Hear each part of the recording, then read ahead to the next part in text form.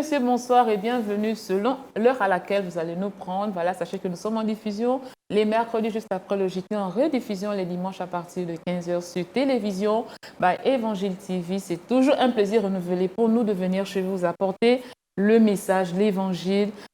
Le message le plus important du monde, c'est l'évangile de Dieu, bien sûr. Alors aujourd'hui, nous parlons de la grâce. La grâce, un terme souvent employé, que certains confondent même à la chance. Aujourd'hui, nous parlons de la grâce. Une expression courte en 5 lettres, G-R-A-C-E. On va aider certainement des personnes qui ne comprennent pas le mystère forcément, les mystères, on va dire les mystères cachés derrière cette expression qui est la grâce. Pour en parler aujourd'hui, je ne suis pas seule, je suis accompagnée d'un éminent homme de Dieu qui va vous édifier, qui va vous aider à vous remettre sur les rails, à vous remettre sur la bonne voie. C'est le prophète Paterne. Voilà, je vais juste donner son prénom, le reste il fera. Alors bonsoir prophète. Bonsoir Naomi. Nous sommes là, bienvenue déjà à notre émission. C'est un plaisir pour nous de vous recevoir en ce jour. Alors présentez-vous déjà à toutes les personnes qui nous regardent ce soir. Je suis le leader ministère prophétique de la famille céleste, le général Abaga Akwe Paterne, fils de l'apôtre, le général des généraux, Alphonse et Marie-Noël Guimba. Très enchanté. Alors la famille céleste, c'est au Gabon précisément. Il faut déjà le rappeler. Et vous êtes à quel niveau au Gabon, à Libreville en particulier? La famille céleste, c'est au Gabon. Je suis plus précisément à Ovendo, avant la station Cetrag. Quand vous dépassez le carrefour Barracuda, je suis pas loin de là, c'est dans le Gabon. On va commencer déjà à donner les numéros, déjà pour toutes les personnes qui voudront contacter, et puis à la fin, réitérer. 066 95 82 94, on va aller doucement.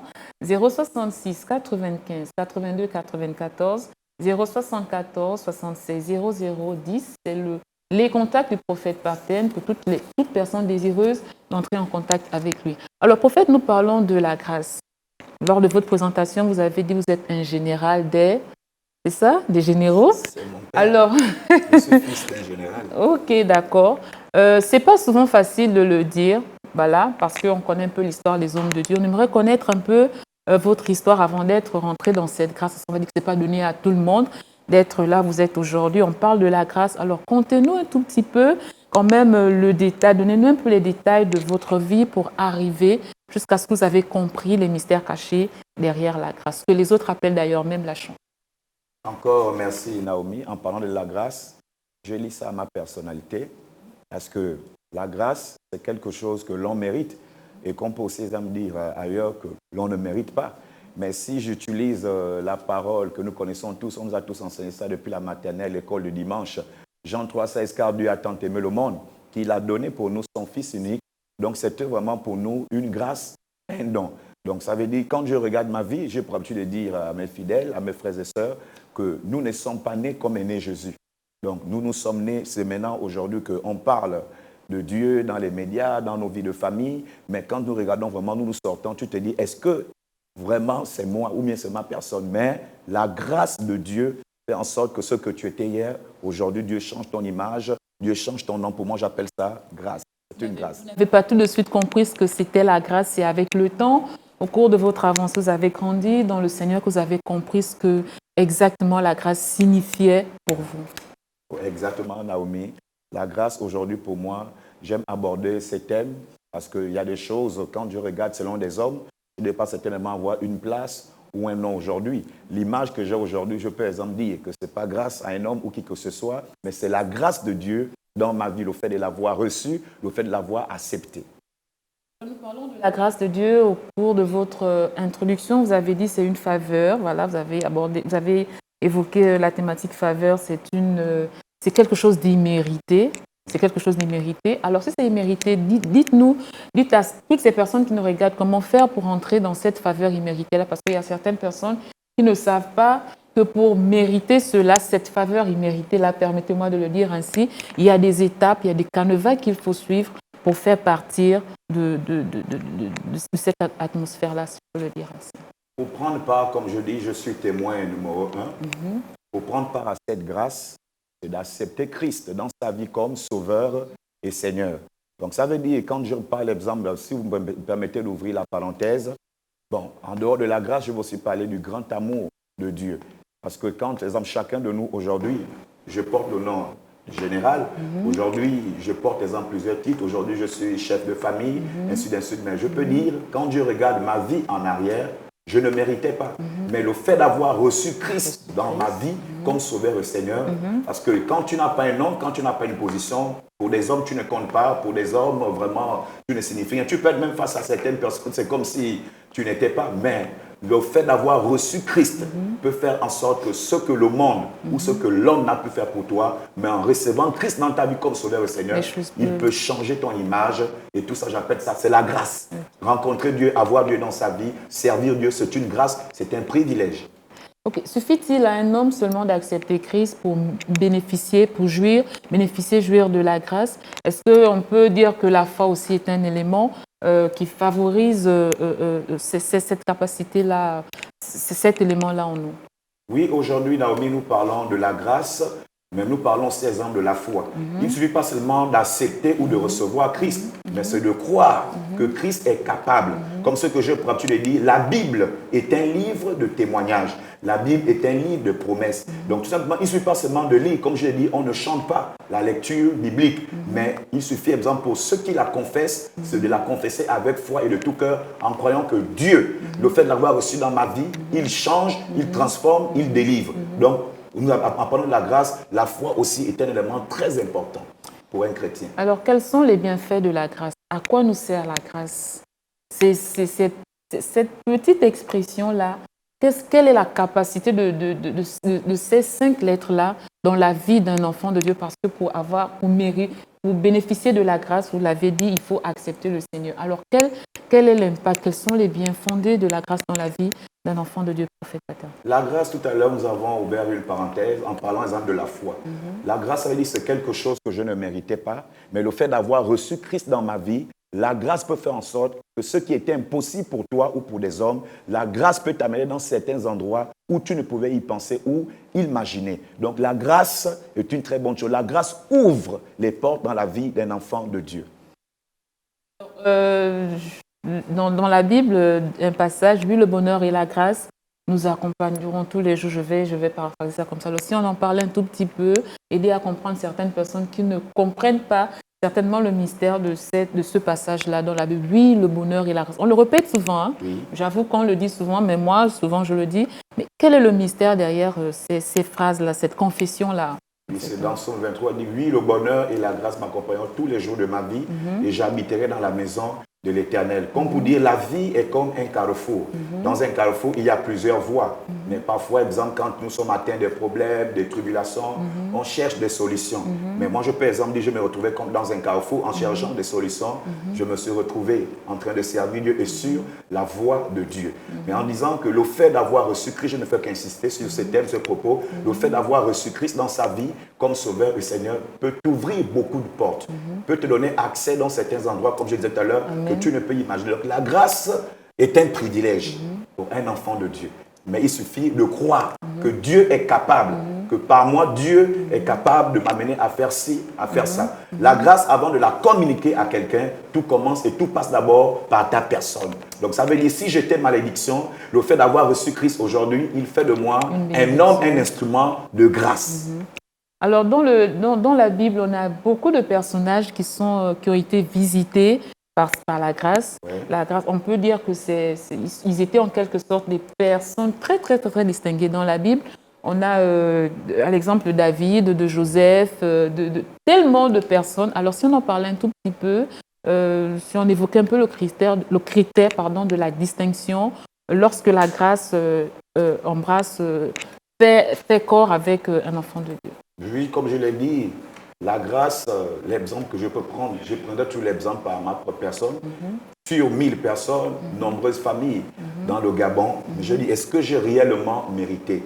Mais quand tu es choisi et que tu as été pointé du doigt par Dieu, c'est une grâce. Si on vous donne l'exemple de l'histoire de Marie, il y avait plusieurs femmes. Mais pourquoi elle? Il y avait aussi plusieurs messieurs, permettez-moi l'expression, comme Joseph. Mais quand Dieu te localise, quand il te pointe du doigt, c'est une grâce. Donc la grâce n'est pas donnée à tout le monde. Vous allez remarquer, par exemple, dans la vie, il y a des privilèges, il y a des opportunités que toi, Dieu t'accorde, mais que beaucoup de personnes n'ont pas. Mais comprends que le fait d'être choisi par Dieu, c'est une grâce, c'est un privilège. Alors, quel est le contraire de la grâce? Si un enfant de Dieu, parce qu'on peut accepter Christ, voilà, et ne pas voir cette grâce-là se matérialiser dans notre vie. Est-ce qu'il y a un souci, est-ce qu'il y a un secret pour activer la grâce après avoir accepté Jésus-Christ de Nazareth? Le secret, Naomi, pour activer la grâce, comme je l'ai dit, la grâce, ce qui nous donne accès à la grâce, c'est d'avoir reçu Christ dans sa vie comme Sauveur et Seigneur. Oui. Mais le fait d'avoir reçu Christ dans ta vie ne sera qu'une vie de surprise. Parce que, en dehors de surprise, l'étonnement que moi, je ne pouvais faire si, je ne pouvais m'imaginer avoir ou obtenir ci ou ça. Mais je comprends que quand tu reçois Christ dans ta vie, Christ dans ta vie est pour une mission. La mission, c'est quoi? Faire de toi une autre personnalité. Donc, ça veut dire, quand tu n'as pas Christ, bon, c'est normal, ce sont des païens parfois qui appellent, ils se plaignent que pourquoi si ou ça ne marche pas dans ma vie, eux ils qualifient en disant le sang d'iguane. Donc parfois, il y a plusieurs choses, ils tentent de faire, ça ne marche pas, ça n'avance pas. Mais je peux dire, et j'affirme en disant, quand tu reçois Christ ou tu décides de lui servir, ou bien quand tu as reçu le privilège d'être choisi par Dieu, ça veut dire ce qui ne marchait pas avant de connaître Christ, ou bien avant de l'avoir ou le rencontrer, mais le fait d'avoir Christ, tout pour toi change. Donc c'est pourquoi moi je qualifie ça, c'est une grâce de connaître Dieu, c'est une grâce de servir Dieu, c'est une grâce d'avoir Dieu et c'est une grâce d'être utilisé par Dieu. Par Dieu pour son service. Alors est-ce qu'on peut dire que la grâce a un contraire? C'est-à-dire que par la grâce, les choses sont faciles, mais lorsqu'on n'a pas de grâce, on fait tout par force. On a l'impression qu'on est obligé de se donner corps et âme, de transpirer sur une situation. Peut-être que si le ciel, parce que moi je vais dire ça ainsi, si le ciel, parce que la grâce c'est le ciel qui est ouvert au-dessus de notre tête, alors que si on avait activé cet élément-là, les choses seraient faciles. Est-ce que le contraire de la grâce ne serait pas des efforts humains pour accéder ou avoir quelque chose qu'on voudrait obtenir? Comme le disait le dicton qu'il m'a donné, il m'a tout donné par grâce, le contraire de la grâce, ça veut dire quand tu n'as pas Christ dans ta vie, il y a des choses où tu pourras forcer, remuer ciel et terre, qui ne marchera jamais. Voilà. Donc le contraire de la grâce, quand quelqu'un n'a pas la grâce, il a l'impression de forcer. Ce que tu essayes de faire, fournir toutes sortes d'efforts, matin, midi, soir, ne marchera jamais. Parce que la grâce est un esprit. Parce que derrière toute action se cache un esprit. Parfois, ce qui fait en sorte que tu entreprends ci, tu entreprends ça, rien ne marche, rien n'avance comme tu veux, ça dépend de l'esprit qui t'a dit. Ça peut être un esprit de poisse, un esprit de chèque. Mais comprends aujourd'hui, quand tu reçois Christ, tu deviens une nouvelle personne, tu reçois un esprit nouveau. Donc ça veut dire ce qui fait en sorte comme Joseph, tous ceux qui touchaient la maison de Potiphar prospéraient. Donc on ne parle pas de la chair, on parle de l'entité. Donc la grâce aussi, ce qui alimente la grâce, ça dépend de l'esprit qui t'habite. Mais plus précisément, l'esprit de Dieu dans ta vie fasse en sorte que tout ce que tu touches puisse prospérer. Mais le contraire de la grâce, quelqu'un qui n'a pas Dieu, quelqu'un qui n'a pas eu l'occasion d'être localisé par Dieu, est habité vraiment d'un esprit de poisse, permettez-moi d'expression, ou d'échec. Donc le contraire de la grâce, quand par exemple tu n'as pas la possibilité exemple, d'avoir la grâce que Dieu peut accorder comme exemple, il en est fait dans ma vie, tu auras l'impression de forcer certaines choses. Mais comme je peux encore ajouter, la grâce, ça dépend de l'esprit qui t'anime, l'esprit qui est derrière toi. Alors, prophète, vous avez accepté le Seigneur, élément déclencheur, élément primordial pour accéder à la grâce. Est-ce que tout de suite, vous avez vu les choses changer quand même lorsque vous avez accepté directement le Seigneur ou c'est allé avec le temps? Vous êtes dit en vous, moi je confesse que la Bible dit, il y a des étapes que vous avez quand même traversées. Alors, si vous nous racontez un peu, est-ce que c'était facile pour vous de parler de grâce? Est-ce que c'était facile pour vous de faire des choses de manière simple? J'avoue que ça n'a pas été facile, mais je bénis Dieu parce qu'il nous a accordé la grâce d'avoir des bonnes personnes sur qui nous sommes tombés. Aujourd'hui, j'ai un père spirituel, c'est ma référence, c'est mon exemple. Et cet homme, parce qu'on dit chacun de nous sort de quelque part, chaque personne a une histoire. Donc quand je regarde l'histoire de ma personnalité, d'où je sors l'histoire de ma famille, et par rapport un peu à mon niveau, par rapport à certains échecs que j'ai traversés dans ma vie, pour moi, j'ai été pressé de tirer une conclusion que c'est plus possible pour moi. Et plus même des témoignages que certaines personnes pouvaient dire dans ma vie de famille, je n'avais plus espoir. Mais quand j'ai eu la grâce, non seulement de rencontrer Dieu, et Dieu a mis sur ma voie un éminent papa que j'ai toujours pour habitude de citer, qui est le général apôtre Alphonse Guiba. C'est un homme qui est vraiment porteur de plusieurs bénédictions, mais plus particulièrement la grâce. La grâce de Dieu dans sa vie a impacté. Donc chaque fois que j'entendais cet homme parler, j'avais espoir. Il réveille quelque chose par moi. C'est Dieu est esprit, Mais Dieu, quand tu l'acceptes, mais pour comprendre Dieu, il passe bel et bien par un canal. Donc le canal par qui Dieu est toujours passé jusqu'à aujourd'hui me donnait espoir que si hier ça n'a pas été, certainement demain ça a été, parce que demain ça ira autant pour moi. C'est par le canal de ce grand homme dont j'ai cité, qui est mon Père. Alors vous nous laissez entendre là qu'il faut être connecté à la bonne source, à la bonne onde pour que la grâce découle dans la vie d'un enfant de Dieu, c'est ça? Oui, mais c'est important, Naomi. Quand on parle de la connexion, la grâce, c'est dit, comme dit, la grâce ne se chante pas. La Chez nous, grâce le plus souvent, c'est l'alliance. Hein? C'est être attaché à l'alliance, la connexion. Et voilà. Oui, mais oui, on parle plus, exemple, d'alliance dans notre milieu, mais là, en ce moment, nous parlons, exemple, de la grâce. Parce qu'il y a beaucoup de personnes, exemple, je suis en train de donner un témoignage sur ma personnalité.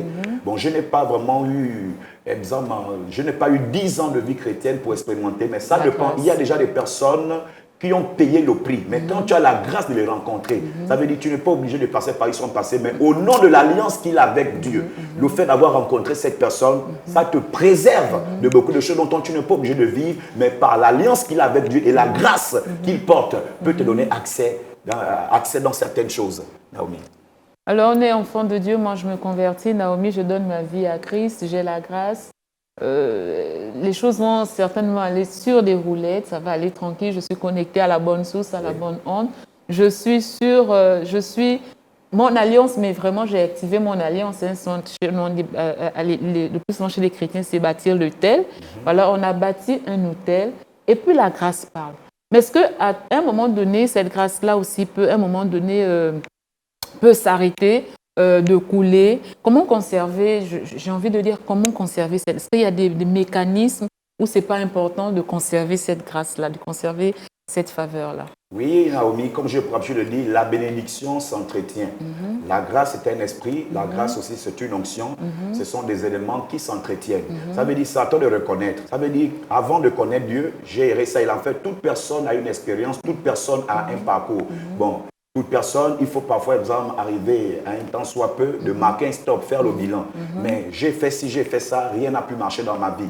Mais qu'est-ce qui amène le bon fonctionnement? Qu'est-ce qui amène certaines choses à prospérer dans ma vie? Un, c'est le fait d'avoir reçu Christ. Deux, le fait d'avoir rencontré un homme par qui Dieu passe, un porteur de grâce. Maintenant, pour l'entretenir, c'est quoi? C'est de toujours garder ta relation avec Dieu et garder la bonne relation avec l'homme par qui Dieu passe pour te bénir. Parce qu'aujourd'hui, permettez l'expression, on parle de chrétiens papillons, de chrétiens qui sont parfois instables. C'est à toi de connaître ce qui te bénit, ce qui ne te bénit pas. Comme ce que je dis, la grâce est un esprit. Le fait d'avoir Dieu, c'est une grâce. Mais Dieu aussi passe par un homme, comme dit la Bible. L'homme ne peut que donner ce qu'il a. Il est esprit. Ça veut dire, tu as entendu parler de Dieu. Bon, pas peut-être en rêve. Pour les uns, tu as entendu parler de Dieu en rêve, en songe, en vision. Mais Dieu peut parfois t'orienter dans une église, dans un endroit bien précis. Mais Dieu passe bel et bien par un homme, par un instrument. Donc, le fait d'avoir reçu Christ dans ta vie qui active la grâce, qui te rassure de toutes sortes de victoires, mais Dieu aussi passe par un homme. Mais pour que la grâce soit continue dans ta vie, c'est d'entretenir non seulement ta relation avec Dieu, dans le jeûne, dans la prière, dans l'habitation de la parole,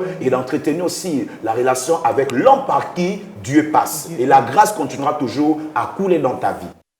J'aimerais qu'on apporte un tout petit éclaircissement parce que nous en tant qu'humains, on se dit, bon, moi j'ai un père, je connais quelqu'un, il suffit d'aller donner des offrandes, il suffit... Non, on n'est pas en train de dire que lorsque vous acceptez le Seigneur, il suffit seulement d'avoir un homme de Dieu, mais il faut aussi avoir, c'est-à-dire être en permanence dans la maison de Dieu.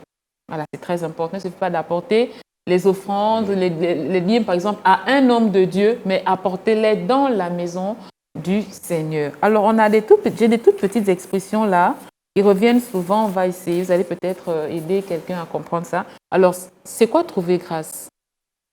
Trouver grâce, oui. C'est dire, longtemps j'ai cherché, longtemps j'ai erré, mais le fait d'avoir rencontré Dieu, pour moi, c'est rencontrer ma grâce.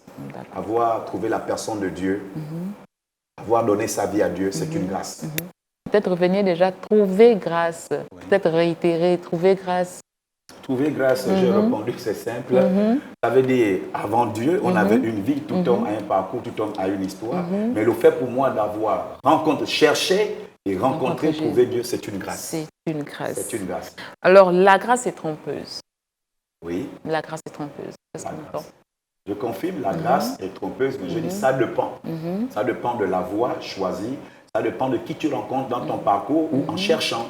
La grâce est trompeuse, mais la grâce est réelle. La véritable grâce, c'est de chercher et trouver, rencontrer Dieu, comme l'image, l'histoire de la femme samaritaine. C'est une femme qui menait une vie vraiment pas possible. Mais elle cherchait le confort, elle cherchait la véritable paix, la véritable grâce. Mais quand elle a rencontré Jésus, sa vie fut changée. Donc quand on dit aussi que la grâce est trompeuse, c'est réel. Ça dépend de qui tu as reçu dans ta vie et ça dépend de qui tu rencontres. La grâce est réelle et disponible. On va prendre une autre phrase. La grâce de Dieu surabonde. Qu'est-ce qu'on entend par cette expression, prophète? La grâce de Dieu, c'est un peu quand elle est surabonde. Je peux prendre l'histoire de Pierre qui a pêché toute une nuit, qui n'a eu aucun poisson. Mais étant fatigué, Jésus lui dit, retourne jeter le filet.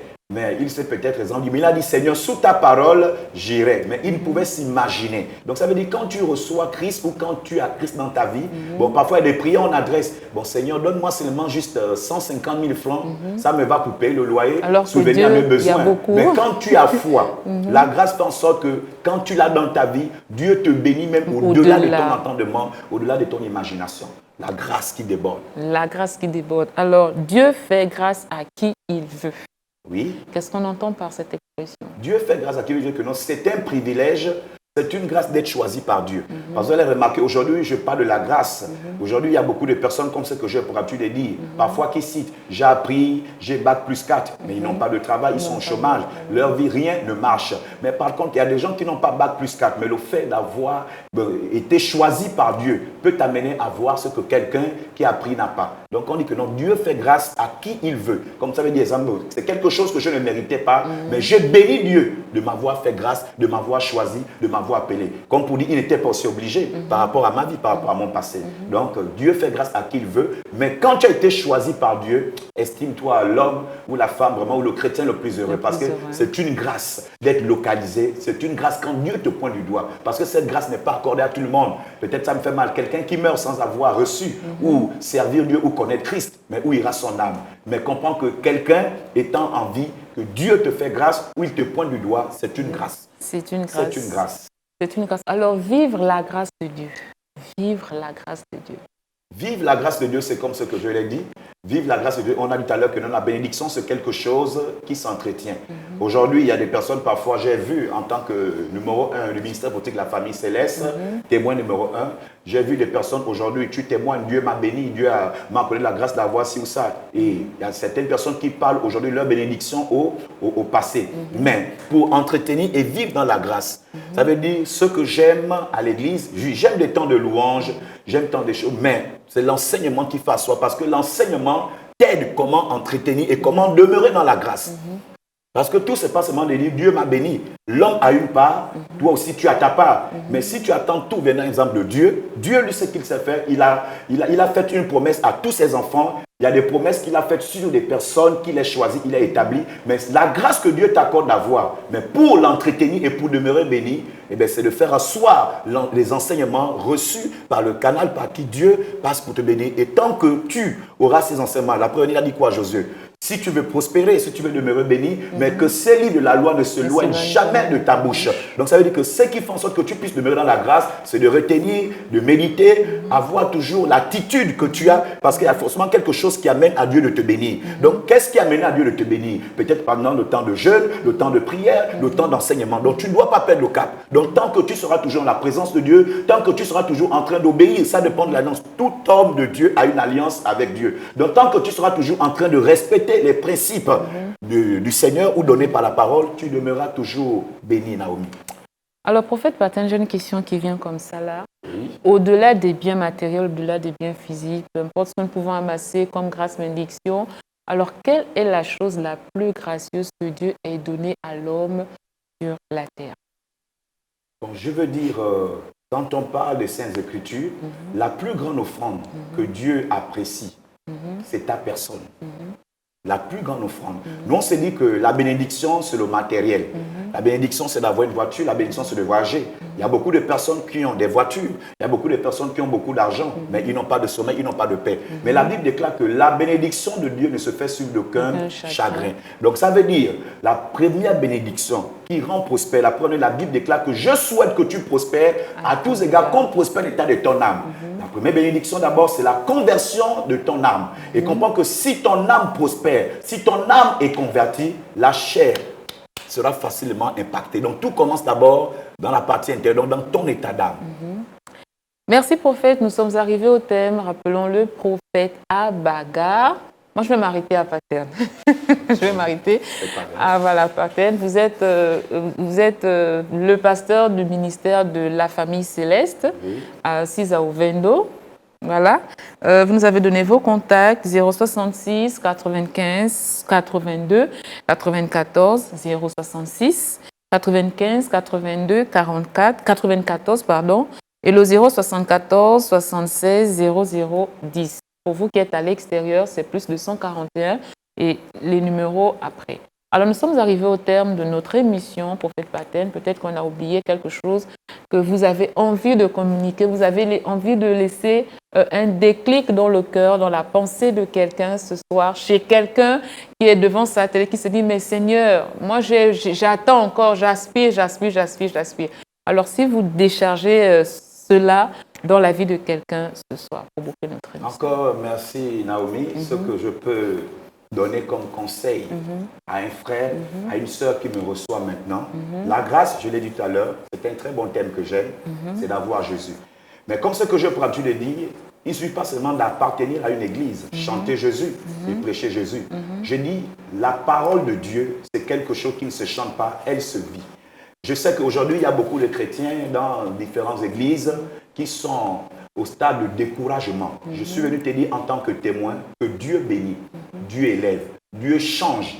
Mais il y a des personnes qui ont 10 ans à l'église, mais n'ont jamais rencontré Dieu. On s'est entendu parler de Dieu. Mais le fait ne te limite pas seulement à appartenir à une église ou accepter Dieu comme sauveur et Seigneur, passer par les eaux de baptême. Mais demande la véritable conversion. Parce que ce que Dieu regarde, ce n'est pas le nombre d'années. On n'a pas besoin, exemple, de faire 10 ans, 20 ans à l'église pour vivre la grâce. Il dit aujourd'hui même, à l'instant où je parle, si tu crois, ce qui t'a longtemps résisté, le fait d'avoir reçu Christ avec cœur ouvert et avec foi, Dieu peut te faire grâce dans un domaine qui n'avait jamais marché. Donc ce que je peux vous donner en guise de conseil, non seulement c'est de vous attacher à Dieu, mettre en pratique ce que la parole dit et d'être toujours connecté à la bonne source. Ce n'est pas toi qui as choisi, exemple, peut-être l'église, le ministère. Exemple, j'ai un père spirituel. Il y a plusieurs pasteurs que je connais dans la nation gabonaise, mais je n'ai pas choisi le général apôtre Alphonse Niba de moi-même.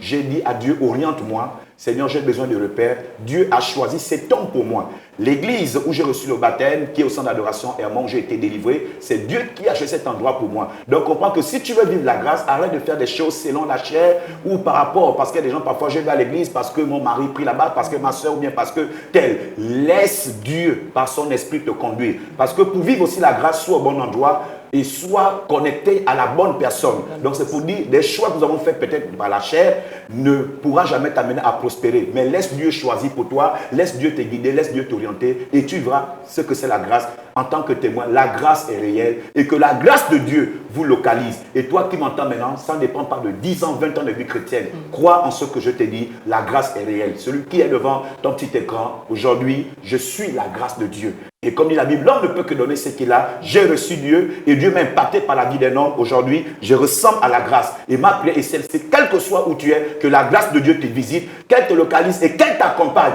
Tout ce qui n'a pas marché, rien, mais le fait d'avoir cru à ce message marchera cette fois-ci au nom de Jésus. Au nom de Jésus, merci prophète. Nous sommes arrivés au terme de notre émission. Retenez simplement que la grâce distingue. La grâce fait énormément du bien.